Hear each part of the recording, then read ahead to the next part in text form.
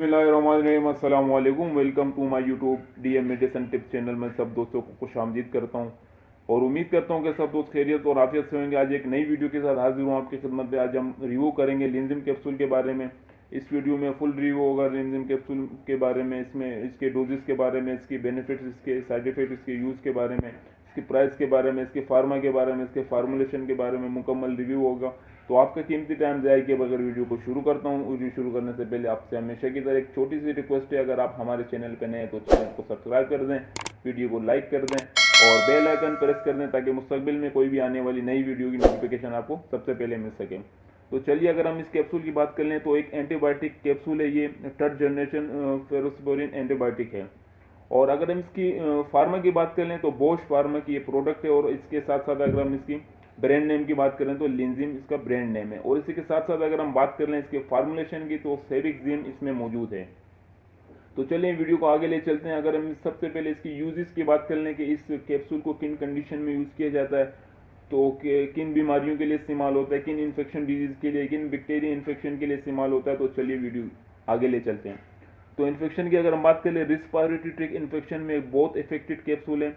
Infection of the upper and lower Airways, यानी कि आपके अगर सांस की नाली में मसला हो, ऊपर की तरफ हो नीचे की तरफ हो, तो दोनों कंडीशन में इसको इस्तेमाल करते हैं।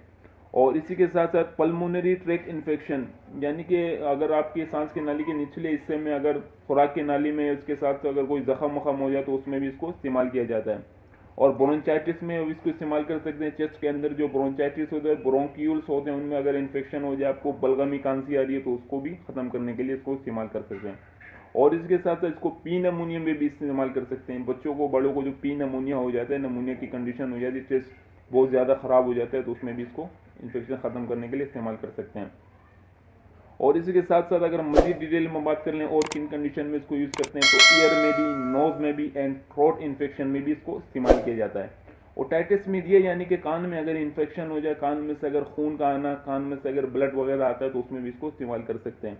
और इसको टोंसिलाइटिस में भी इस्तेमाल कर सकते हैं। अगर बच्चों के या बड़ों के गले ख़राब हो जाते हैं, गले में टोंसिल हो जाते हैं, ज़ख्म हो जाते हैं, वाइट पैचेस नज़र आते हैं, तो उसमें भी इसको इस्तेमाल कर सकते हैं।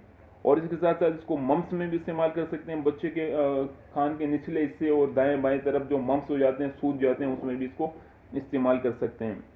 और इसी के साथ साथ इस कैप्सूल को गैस्ट्रो इंटेस्टिनल इन्फेक्शन में भी इस्तेमाल कर सकते हैं, यानी कि स्टोमक में अगर आपको कोई जख्म है, कोई अल्सर वगैरह हो, उसको ख़त्म करने के लिए भी इसको इस्तेमाल कर सकते हैं। स्टोमक में कोई भी मसले मसाइल हो, ज़ख्म हो, स्टोमक में अगर कोई भी जलन वगैरह हो, तो उसमें भी इसको इस्तेमाल कर सकते हैं। इसी के साथ साथ इसको टाइफाइड फीवर में भी बहुत इफेक्टिव रिजल्ट है। टाइफाइड फीवर में भी इसको इस्तेमाल कर सकते हैं। ये बैक्टीरिया से होने वाली जितनी भी, जरासीम से होने वाली जितनी भी बीमारियां, उसको ख़त्म करने के लिए इस्तेमाल कराया जाता है। और इसके साथ साथ इसको यूरिनरी ट्रैक्ट इन्फेक्शन में भी इस्तेमाल कर सकते हैं, या कि अपर लोअर ट्रैक्ट इन्फेक्शन हो या लोअर हो, यानी कि पेशाब की नाली के निचले हिस्सा हो या ऊपर मसाने की तरफ हो, तो उसमें भी इसको इस्तेमाल कर सकते हैं। और अगर आपको किडनी में इन्फेक्शन है, गुर्दों में इन्फेक्शन है, गुर्दों में जख्म है, गुर्दों में से ब्लड का आना, तो उसमें भी इसको इस्तेमाल कर सकते हैं। पेशाब की नाली में अगर खून का आना, ब्लड वगैरह आ रहा है, तो उसमें भी इसको इस्तेमाल कर सकते हैं। और इसको सिस्ट में भी इस्तेमाल कर सकते हैं। जिस्म के किसी भी, बॉडी के किसी भी हिस्से में अगर आपको सिस्ट वगैरह हो, तो उसमें भी इसको इस्तेमाल कर सकते हैं। और इसके साथ साथ अगर जिस्म में आपको कहीं पर भी दाने फोड़े वगैरह निकल आ जाए, तो उसमें भी इसको इस्तेमाल कराया जाता है। यानी कि जिस्म में बाजू का इन्फेक्शन के दाने वगैरह आ जाते हैं, और उसके साथ साथ जो है ना, उसमें दर्द तकलीफ वगैरह, उससे फीवर भी आता है, तो उसमें भी इसको इस्तेमाल कर सकते हैं। और इसी के साथ साथ बिलियनरी ट्रैक्ट इन्फेक्शन में भी इसको इस्तेमाल कर सकते हैं। तो ये इसकी मुकम्मल तो नहीं हुई, अगर आपको मज़ीद आप मालूमात देता हूँ। और अगर हम इसकी टाइफाइड फीवर में भी बहुत इफेक्टिव रिजल्ट है। अगर आपके किसी जिस्म के किसी भी हिस्से में ज़ख्म वगैरह हो जाए, तो उसमें भी आप इसको इस्तेमाल कर सकते हैं। और इसी के साथ साथ अगर हम इसकी साइड इफ़ेक्ट्स की बात कर लें कि इसके नुकसानात क्या क्या हैं, तो मैं आपको बताता हूँ।